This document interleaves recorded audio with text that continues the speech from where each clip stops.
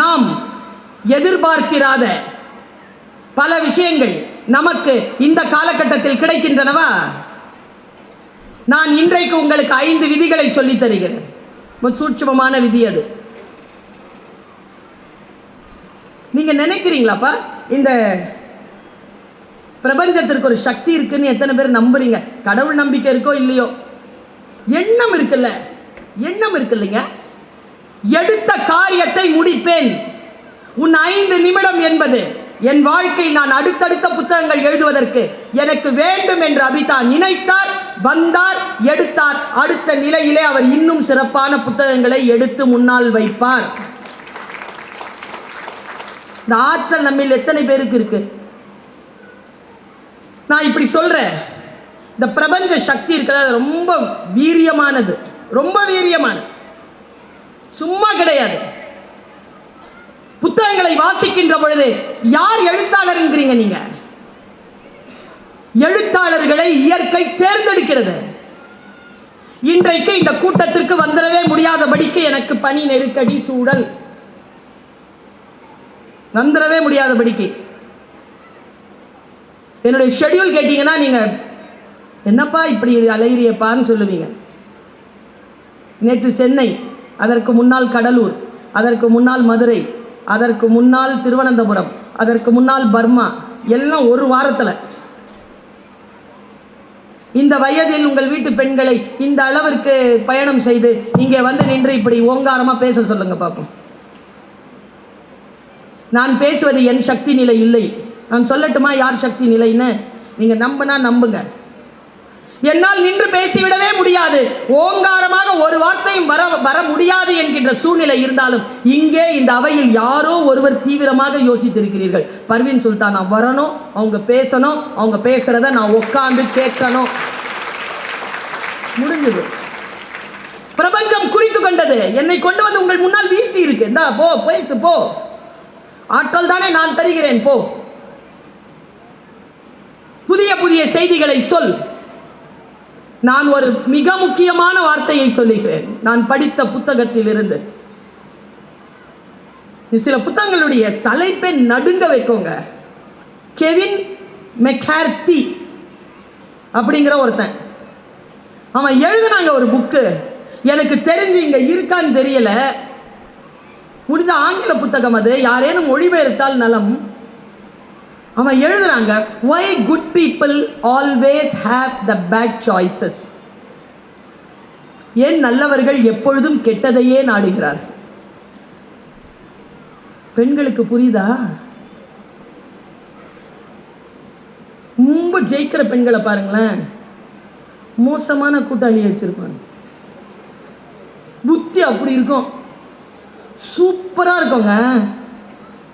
ஜெயலலிதா அம்மாவே நான் அதில் சேர்த்துக்குவேன். சூப்பருங்க. அவங்க யார் கூட இருந்தது? யாரை கூட வைத்திருக்க வேண்டும்? நல்லவர்கள், வெற்றியாளர்கள் யாருடன் இருக்க வேண்டும் என்று அந்த புத்தகம் சொல்லுகிறது. 18 எபிசோட், முடிஞ்சா கடந்துருங்க. 33 மாதங்கள் சிறையில் இருந்த ஒருவன், சிறையில் இருந்த ஒருவன் தான் செய்த குற்றத்திற்காக சிறையில் இருந்தான். அவன் எழுதுகிறான் முன்னுரையில், நான் இந்த சிறை தண்டனையை அனுபவித்தது நான் செய்த குற்றத்திற்காக, ஆனால் அந்த குற்றத்தை செய்யாமல் இருப்பதற்கான அத்தனை வாய்ப்புகளும் என்னிடத்தில் இருந்தன, ஆனால் நான் அதை தேர்ந்தெடுக்கவில்லை. இப்படி எழுதுறாங்க. அவன் எழுதுறதுல ரொம்ப எனக்கு பிடிச்சது என்ன தெரியுமா? Blind spot. புத்தகம் என்னை இழைத்து கொண்டு சென்று ஆதி சிந்தனையில் நிறுத்துகிறது. மனிதன் எதற்காக தோன்றினான்? அவன் நாகரீகமானவன், அவன் மொழி அறிந்தவன், அவன் கவிதை தெரிந்தவன், அவன் வார்த்தைகளை புரிந்து கொள்ளுகின்றவன். அந்த ஆதி மனிதன், மொழியை உருவாக்கிய ஆதி மனிதன், அவன் சொல்றான் அந்த வார்த்தையை. அப்படியே கடத்துற, முடிஞ்சா புரிஞ்சுக்கோங்க. பர்வீன் சுல்தான் வாய்ஸ் என்ன தெரியுமா? சில பேருக்கு இந்த கடுமை பிடிக்காது, ஆனா ஐயா நான் சொல்றேன் ஐயா, என்னுடைய வாய்ஸ் 2 தான். ஒன்னு அம்மா வாய்ஸ், ஒன்னு டீச்சர் வாய்ஸ். ரெண்டும் எதுக்குமே அடங்காது, எதுக்குமே பயப்படாது. அதுக்கு நோக்கம் என்னன்னா தன் புள்ள நல்லா இருக்கணும், தான் ஸ்கூல் கிளாஸில் படிக்கிற பிள்ளைங்க நல்லபடியாக பாஸ் பண்ணணும், அவ்வளோதான். ரெண்டே நோக்கம்தான். வேற எந்த நோக்கமும் தாய்க்கும் டீச்சருக்கும் கிடையவே கிடையாது. அந்த நோக்கம் தான் என்னுடைய டோன். ஒரு பிளைண்ட் ஸ்பாட்டை சொல்றாங்க. அவன் 18 எபிசோடு எழுதுறான். 18 எபிசோடும் கருப்பு புள்ளி அப்படின்ற ஒரு பொருளை பயன்படுத்துறான். கருப்பு புள்ளி, பிளைண்ட் ஸ்பாட். அதில் அவன் பட்டியல் போடுறா பாருங்க. அந்த பட்டியலை எனக்கு பிடிச்ச ஒரு நாலு பட்டியலை மட்டும் சொல்றேன். செலிபிரிட்டி பிளைண்ட் ஸ்பாட் அப்படின்னா, சிவப்பா இருக்கிறவன் பொய் சொல்ல மாட்டான், இங்கிலீஷ்ல பேசுறவன் புத்திசாலி. இதெல்லாம் பிளைண்ட் ஸ்பாட். செலிபிரிட்டி பிளைண்ட் ஸ்பாட்ன்றது என்ன தெரியுமா? கடவுளே, நான் இருக்கிறேன். உங்கள் நகைகளை ஒரு நடிகை கை நிறைய தங்க நகை எடுத்து வச்சுக்கிட்டு ஏதோ வாங்க தான் சொல்லுதுன்னா இங்கே அடகு வையுங்கள். ஏம்மா, நீ இவ்வளோ நகையை வாங்குறதுக்கு நான் என் நகையை அங்கே போய் அடகு வைக்கவா? நான் இருக்கிறேன், இங்கே உங்கள் வீட்டை அடகு வையுங்கள். இன்னொருத்தர் வந்து, அவர் என்ன இன்ஜினியரா? இந்த கம்பியை வாங்குங்கள், உங்கள் வீடு மிகச்சிறப்பாக கட்டப்படும். நீ என்ன இன்ஜினியரா? Celebrity blind spot. செலிபிரிட்டியா இருக்கிறவங்க ஏதாவது சொன்னாங்கன்னா அது உண்மைன்னு நம்புறது இருக்குல்ல, அந்த நம்பிக்கையிலிருந்து, அந்த பிளைண்ட் ஸ்பாட்டில் இருந்து என் தமிழக மக்களே வெளியேறுங்கள், வெளியேறுங்கள். யார் எதை சொன்னாலும், சினிமாவில் சொன்னா, காலேஜ் ஸ்டூடெண்ட்ஸ் இருக்கிறீங்கள, பல நேரங்களில் நாம் செய்யக்கூடிய மிகப்பெரிய பிழைகள் இந்த பிளைண்ட் ஸ்பாட்ல மாட்டிக்குது போய். ஐயோ, காலேஜ் இப்படிதான் இருக்குமா? காலேஜ் டீச்சர்லாம் சினிமாவில் யாருங்கிறீங்க? நயன்தாரா மேடம், சாய் பல்லவி மேடம், இவங்க தானே டீச்சரு. ரியல் லைஃப்ல யாரு டீச்சரு? இந்த நான் தான் டீச்சர் ரியல் லைஃப்ல. அது ரீல், இது ரியல். ரியல் நான் உண்மையாவே டீச்சர் தானே. எனக்கு தெரியும் 17-18 வயசு குழந்தைகளுடைய அறிவு ஏன் தடுமாறுகிறது. அதை தழும்பாமல் காப்பாற்றி அடுத்த தலைமுறைக்கு அவர்களை ஏற்றுவது என்பது ஒரு ஆசிரியருக்கு எவ்வளவு பெரிய கடமை என்பதனை உணர்ந்து நான் இங்கே பேசிக் கொண்டிருக்கிறேன். குழந்தைகளே, புத்தகத்தை வாசிக்கிற பழக்கம் இருந்தால் நிதானம் வரும். எதையும் அது அப்படின்னு சொல்ல மாட்டேன், புரிஞ்சுக்குவேன், ரியாக்டே பண்ண மாட்டேன், ரெஸ்பாண்ட் தான் பண்ணுவேன். ஒன்றை புரிந்து கொள், செலிபிரிட்டி பிளைண்ட் ஸ்பாட் எடுத்துரு மனசுல இருந்து. அடுத்தது இருக்கு பாருங்க, ஜெனராசிட்டி பிளைண்ட் ஸ்பாட். பாவம் எல்லாம் பண்ணிட்டு எல்லாத்தையும் கொண்டு போய் சர்ச்சிலேயோ மசூதியிலேயோ கோயில்லையோ கொடுத்துட்டா பாவம் போயிடும். ஜெனராசிட்டி. ஒரு குழந்தை கல்யாணம் பண்ணி வச்சிடலாம், ஒரு குழந்தைக்கு படிப்பு சொல்லி கொடுத்துடலாம், ஒரு குழந்தைக்கு நல்லது செஞ்சா ஜெனராசிட்டி பிளைண்ட் ஸ்பாட். இந்த கோயிலுக்கு இது செய்ய வேண்டும், அந்த சர்ச்சுக்கு அதை செய்ய வேண்டும், இந்த பைத்துல் மாலுக்கு இவ்வளவு கொடுக்க வேண்டும் என்றால் உன் பாவங்கள் மன்னிக்கப்படுமா? Generosity blind spot. அடுத்து சொல்றான் பாருங்க, பெண்களே, ஜெண்டர் பய பிளைண்ட் ஸ்பாட். ஜெண்டர், அது பொம்பளை பிள்ளை, அது செய்யாது, சூப்பரா செய்யும், சூப்பரா செய்யும், பொய்யே சொல்லாது, சூப்பரா சொல்லும். 4 பேரோட சேர்ந்து தான் அது கெட்டு போகுது. 4 பேருக்கு லீடரே அதுதான். நாங்க அந்த காலேஜ்ல இருந்து தானே வரோம். Blind spot. உங்க எல்லாருக்குமே சொல்றேன், இந்த பிளைண்ட் ஸ்பாட் தெரிந்ததனால் சொல்லுகிறேன். பெண் குழந்தைகளே, கவனம். ஏன் கவனம் என்கிறேன் தெரியுமா? நம்ம எல்லாருக்குமே வீட்டில் எல்லா பசங்களுக்கும் சாக்லேட் கிடைக்குதுன்னா நமக்கு மட்டும் எக்ஸ்ட்ரா சாக்லேட் கிடைக்கும். பெண் குழந்தைங்கிறதுனால வீட்டில் இந்த ஜெனரேஷன்ல சொல்றேன், நமக்கெல்லாம் கிடைக்கல. இந்த ஜெனரேஷன் குழந்தைகளுக்கு எக்ஸ்ட்ரா சாக்லேட் கிடைக்குது. இந்த பழக்கத்தில் என்ன பண்ணுதுங்க, வெளியில போய் அதே எக்ஸ்ட்ரா சாக்லேட்டை எக்ஸ்பெக்ட் பண்ணுதுங்க.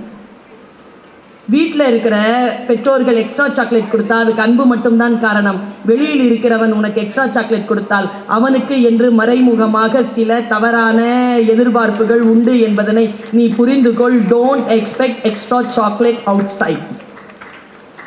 Blind spot, gender blind spot, biased blind spot. அவன் அடுக்குகிறான், நான் யோசிக்கிறேன். புத்தகங்கள் என்னை சீர்படுத்துகின்றன, என்னை வழிபடுத்துகின்றன. இந்த பிரபஞ்சத்தில் நாம் எதை செய்தாலும் அது நமக்கே திரும்பி வந்து சேரும். நாமே பொறுப்பு. நீங்க எதை செய்றீங்களோ அது உங்களுக்கு வரும். நாம் செய்யும் தவறுகளை பெரியவர்கள் மன்னிக்கலாம், தவறுகள் நம்மை மன்னிப்பதில்லை. அதை புரிஞ்சுக்கணும். பிரபஞ்சத்தில் நாம் எதை செய்தாலும் அது நமக்கு திரும்பி வரும். ஆதி செய்தி. இரண்டாவது, வாழ்வில் எதுவும் அதுவாக நடப்பதே இல்லை, நாம் தான் நடத்தி காட்ட வேண்டும். எல்லாம் மேல இருக்கிறோம் பார்த்துமா, நாம் தான் நடத்தி காட்ட வேண்டும். மூன்று, சிலவற்றை ஏற்றுக்கொண்டால் மட்டுமே மாற்றம் நிகழும். மூன்றாவது விதி, நாம் மாறும்போது நம்மை பின்பற்றி நம் வாழ்வும் மாறும். நம்புகிறீர்களா? ஒரே மாதிரியா நீங்க இருந்தீங்கன்னா உங்க வாழ்க்கை மாறாது. கொஞ்சம் உங்களுடைய வாழ்க்கையை நீங்க கொஞ்சம் மாத்திக்கணும். அப்படி மாத்திக்கணும்னா கொஞ்சம் அறிவு மேம்படணும். அறிவு தானா மேம்படாது. அறிவுக்கும் கல்விக்கும் இருக்கிற வித்தியாசத்தை சொல்லவா? இன்னைக்கு காலையில கூட மாபெரும் தமிழ் கனவுல ஒரு பொண்ணு கேட்டா ஏன் படிக்கணும்னு. திக்குன்னு ஆயிடுச்சு எனக்கு. இதை ஏன் அந்த பாப்பா கேட்குது தெரியுமா? அவர் அப்பாவுக்கும் அவங்களுடைய தாத்தனுக்கும் கல்வி மறுக்கப்பட்டது. அதனால தான் அவன் கேட்கிறா. பரம்பரையாக கல்வியை பெற்றுக்கொண்டு வருகின்ற எந்த ஒரு தலைமுறையை சார்ந்த குழந்தையும் நான் ஏன் படிக்க வேண்டும் என்று கேட்கவே கேட்காது. ஏனென்றால் அதற்கு படிப்பதனால் வருகின்ற அதிகாரத்தின் பலன் தெரியும். நாம் அந்த அதிகாரத்தின் பலன் தெரிந்து கொண்டால் நம் பேரன் அதை கேட்க மாட்டான், ஏன் படிக்க வேண்டும் என்று கேட்க மாட்டான். படித்தால் தான் இந்த பூமியில் தலை நிமிர்ந்து வாழ வேண்டும் என்கின்ற ரகசியத்தை அவன் நம் மூலமாக தெரிந்து கொள்வான். எல்லாவற்றையும் நான் தான் நிகழ்த்த வேண்டும். தானாக எதுவுமே நிகழாது. அடுத்து சொல்லுகிறேன். நேற்று, இன்று, நாளை மூன்றும் ஒன்றுக்கொன்று தொடர்புடையது. ஒன்றை வெட்டிவிட்டு இன்னொன்று உங்கள் கையில் கிடையாது. இந்த 5 விதிகளை நீங்கள் மனதில் எடுத்துச் செல்லுங்கள். கவலையை வெற்றி கொள்ள தெரியாதவர்கள் இளமையிலேயே இறந்து விடுகிறார்கள். 45, 42, 50 திடீர்னு இறந்துடுறாங்க. ரொம்ப யோசிச்சு பார்த்தா கவலைகளை வெற்றி கொள்ள தெரியாதவர்கள். இதை சொல்லுகிறார் உளவியல் நிபுணர் டாக்டர் அலெக்ஸ் கேரல். கவலைகளை எப்படி எதிர்கொள்வது இதோ சொல்லித் தருகிறேன். இங்க நம்ம கவலைப்படாம இருக்கணும் அப்படின்னாலே அதுக்கே பெரிய பயிற்சி எல்லாம் வேணும். யோக பயிற்சி வேணும். ஏன்னா நம்மளை கவலையோட பார்க்கறதுக்கு தான் இந்த உலகம் விரும்புது. நாம சிரிச்சிட்டு இருந்தா அவங்க உம்முனாயிடுறாங்க. நீங்க என்ன நினைக்கிறீங்க? நான் ரொம்ப கவலையா இருக்கும்போது ஒரு வேலை செய்வேன். சொல்லி தரவா? சரவணகாந்த் பார்க்குறாரு. உளவியல்ல கொஞ்சம் ஆர்வம் இருக்கிற ஆளு. சொல்லி தரவா?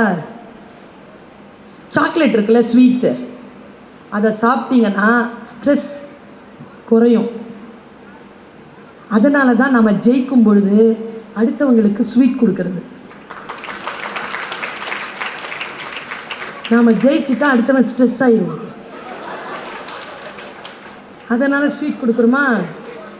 இந்த சகோதரி ஒரு ரகசியத்தை சொல்லி தருகிறேன். வெற்றி பெற்றால் அடுத்தவர்களுக்கு ஸ்வீட் கொடுங்க, தோத்துட்டீங்கன்னா நீங்க சாப்பிடுங்க.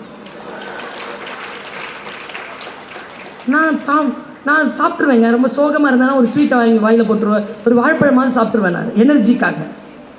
செத்துவங்க இல்லைன்னா நம்மளை செத்துறணும்னு நினைக்கிற ஆட்கள் நிறைய பேர் கூடவே இருக்குதுங்க, தெரியுமா? இல்லையா? இருக்குதுங்க. சொல்றதுல என்ன பயங்கிற? நல்லா தானே ட்ரெஸ் பண்ணிட்டு வந்திருக்க.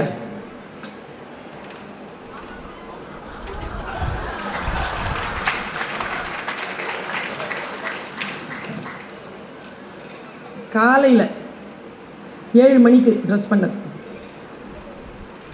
நிறைய ப்ரோக்ராம் முடிச்சுட்டு 3வது ப்ரோக்ராம் வந்திருக்கிறேன். இப்போவே ஓரளவு ஃப்ரெஷ்ஷாக இருக்கிறேன்னா, காலேஜில் 7:45 மணிக்கு சைன் பண்ணும்போது எப்படி போவேன்? வீட்டிலேருந்து வானத்துலேருந்து பராசக்தி இறங்குற மாதிரி இறங்குவேன். அப்படி கும் அப்படி வந்து கார் கதவை திறந்து பயோமெட்ரிக்ஸ் வச்சு கையெழுத்து போட்டு உள்ளே போய் கேபினில் அப்படி உட்காந்து கஞ்சி கலையத்தெல்லாம் எடுத்து வச்சுட்டு அட்டண்டன்ஸ் அது இதுன்னு எடுத்து வச்சுட்டு ஃப்ரெஷ்ஷாக உட்காருவோம். பாருங்களேன், ரிட்டையர்ட் ஆகிட்டாங்க அந்த டீச்சர், எங்கள் டிபார்ட்மெண்ட்டில் இருந்தாங்க. Parveen, yes ma'am. என்ன டல்லாக இருக்கிற? உங்களுக்குமா? வீட்டில் ஏதாவது பிரச்சனையா? அந்த ஆள் தான் கொண்டு வந்து ட்ராப் பண்ணியிருப்பார். சாயந்தரம் வெளியில் ஷாப்பிங் கூப்பிட்டு போகிறேன்னு சொல்லிட்டு போயிருப்பார். வீட்டில் ஏதாவது பிரச்சனையா?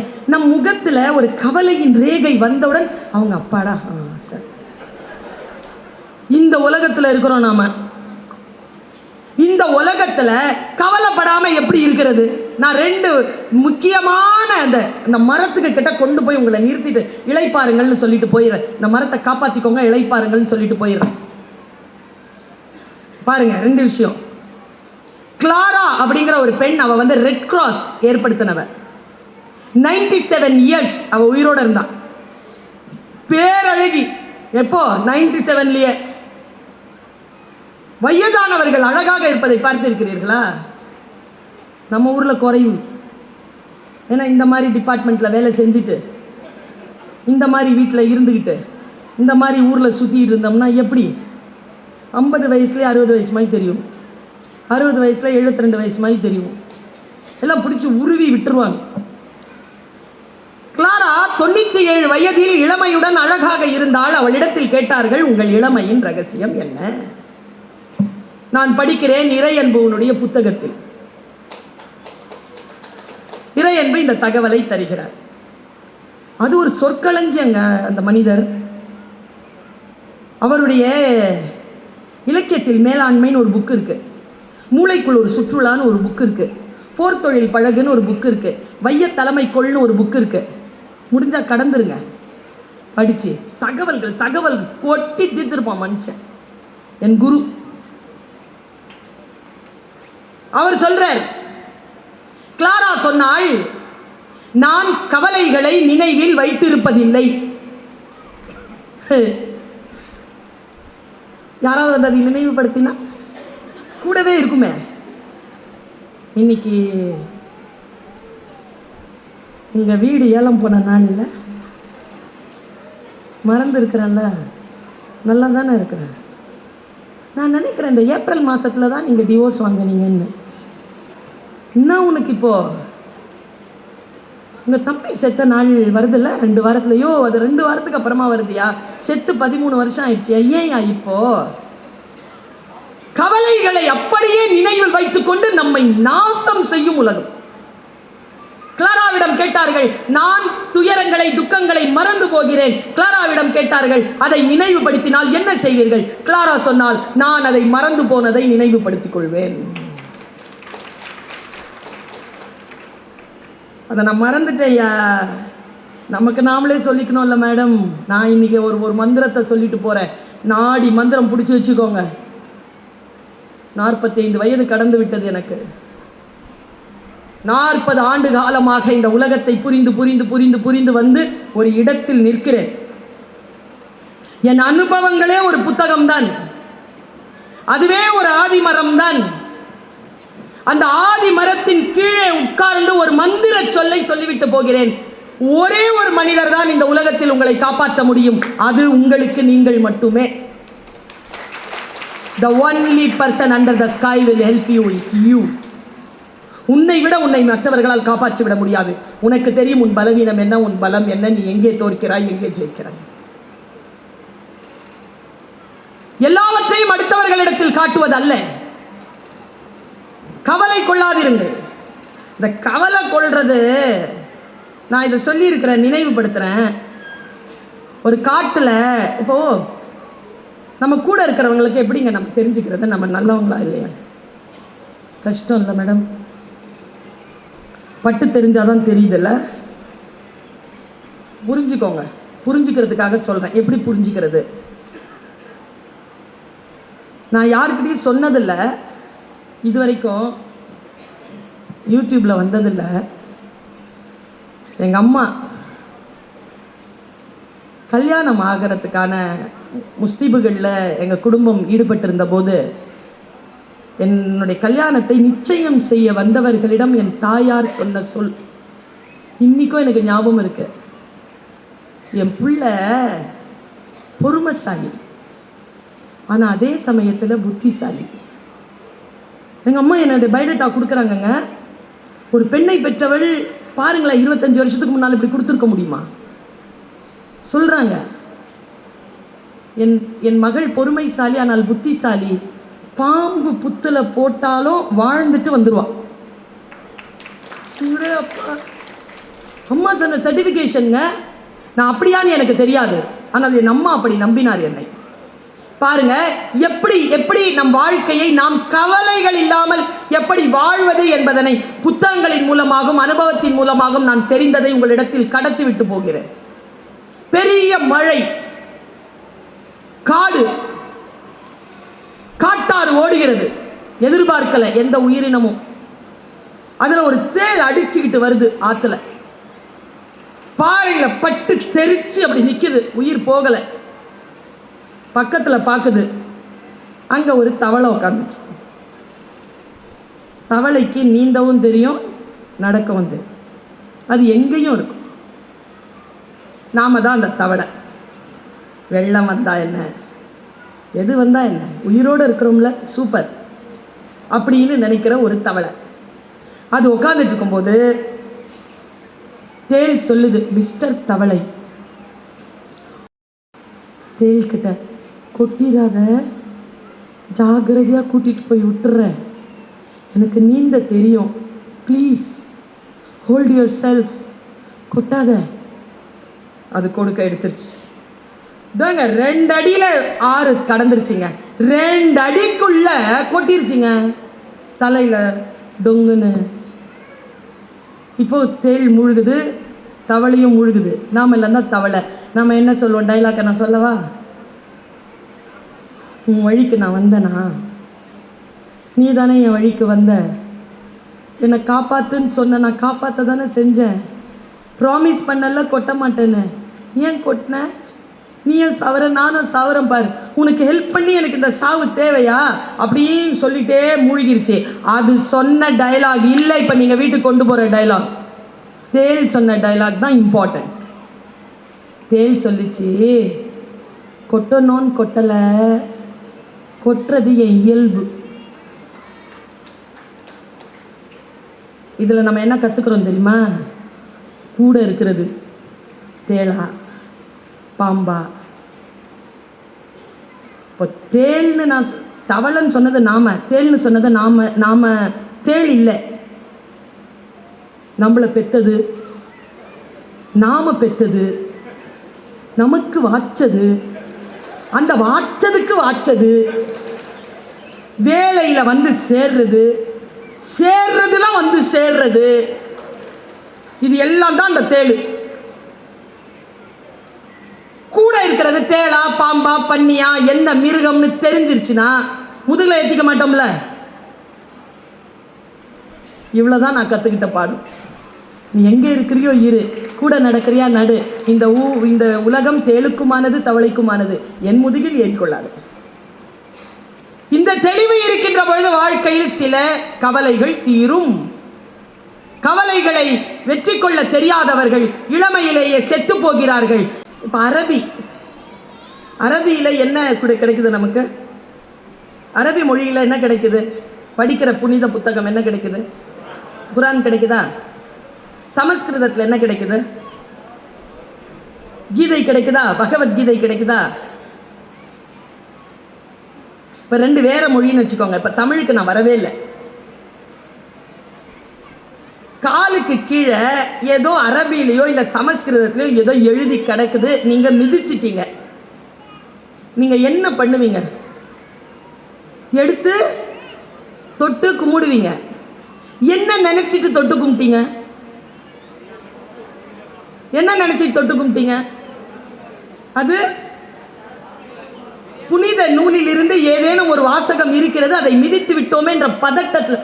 அதுல யாரோ ஒரு சில்மிஷக்காரன், அரபி தெரிந்தவர் அல்லது சமஸ்கிருதம் தெரிந்தவர் ஒரு கெட்ட வார்த்தை எழுதி போட்டிருந்தாருன்னு வச்சுக்கோங்க. என்ன பண்ணுவீங்க? தொட்டு தான் கும்பிடுவீங்க. ஏன்னா நமக்கு பொருள் தெரியாது, எழுத்து தான் தெரியும். அதனால தான் சொல்றது படிக்கணும், புரிஞ்சு படிக்கணும். படிச்சாதான் எதை தொட்டு கும்பிடுறது, எதை கிழிச்சு நெருப்புல போடுறதுங்கிறது நமக்கு புரிந்து போகும். எல்லா புத்தகங்களும் தொட்டு கும்பிடுகின்ற புத்தகங்கள் இல்லை. புத்தகங்கள் என்றது ஆயுதம் தெரியுமா உங்களுக்கு? பெரிய ஆயுதம் அது. இந்த புத்தகத்திற்கான ஆயுதங்களை கையில் எடுத்து இருக்கக்கூடிய மதங்களை நான் பேசினேன்னு வச்சுக்கங்க, ரொம்ப ஆச்சரியப்பட்டு போவீங்க. ஒவ்வொரு மதத்தையும் எடுத்துக்கோங்க, எக்ஸ்க்ளூசிவா எடுத்துக்கோங்க, எல்லா மதத்தையும் எடுத்துக்கோங்க. எல்லா மதத்தையும் எடுத்து பார்த்தீங்கன்னா நூல்கள் தான் அந்த மதங்களுக்கு ஆயுதம். இஸ்லாம்னா சொல்லிட்டோம் நம்ம, குரான். கிறிஸ்துவம்னா பைபிள்.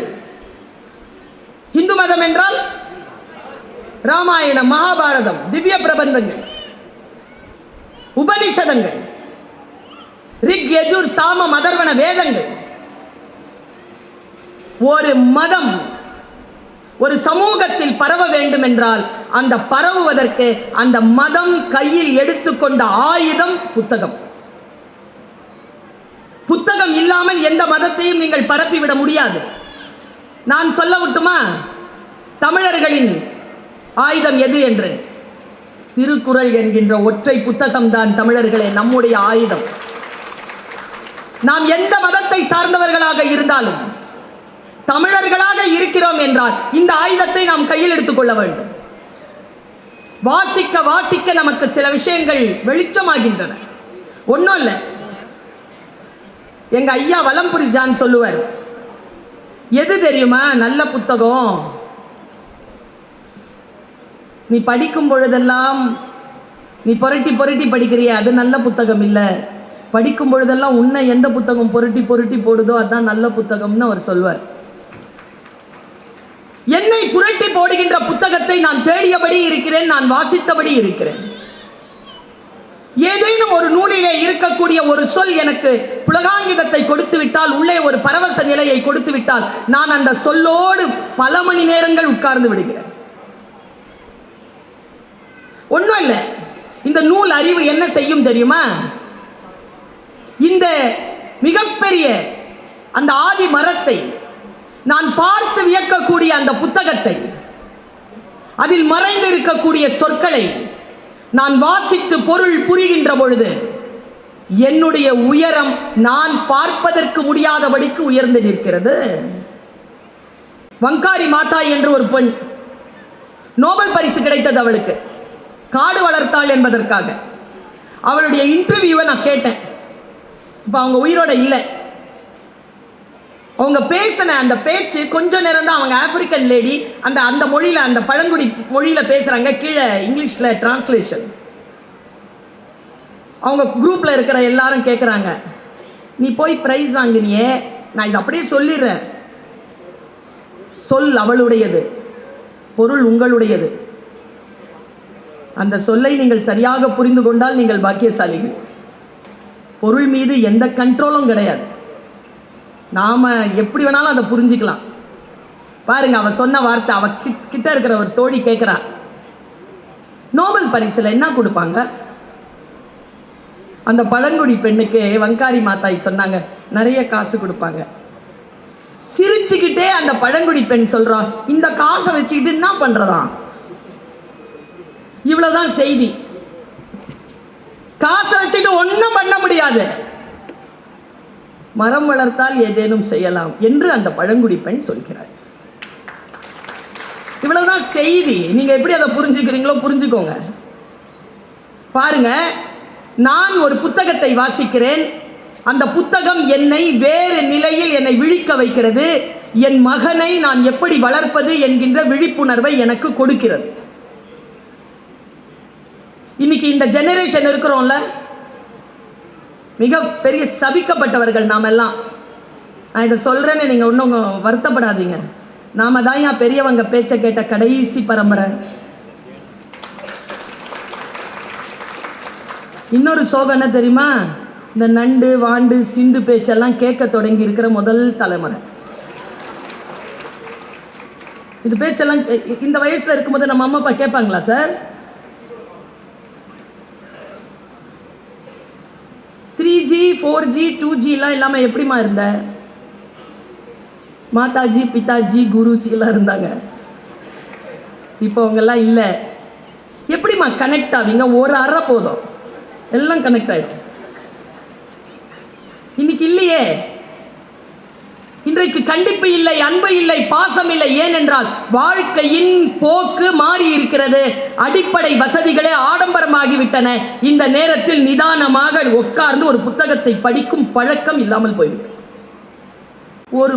ஒரு 10 வயசு வாண்டு ஒரு புத்தகத்தை வச்சு படிச்சிட்டு இருக்கு. எங்க வீட்டு ஃபர்ஸ்ட் ஃப்ளோர், நாங்க செகண்ட் ஃப்ளோர். ஃபர்ஸ்ட் ஃப்ளோர்ல காலை நீட்டிக்கிட்டு 10 கூட இருக்காது, அதுக்கு 4ஆம் கிளாஸ் படிக்குது, படிச்சிட்டு இருக்கு.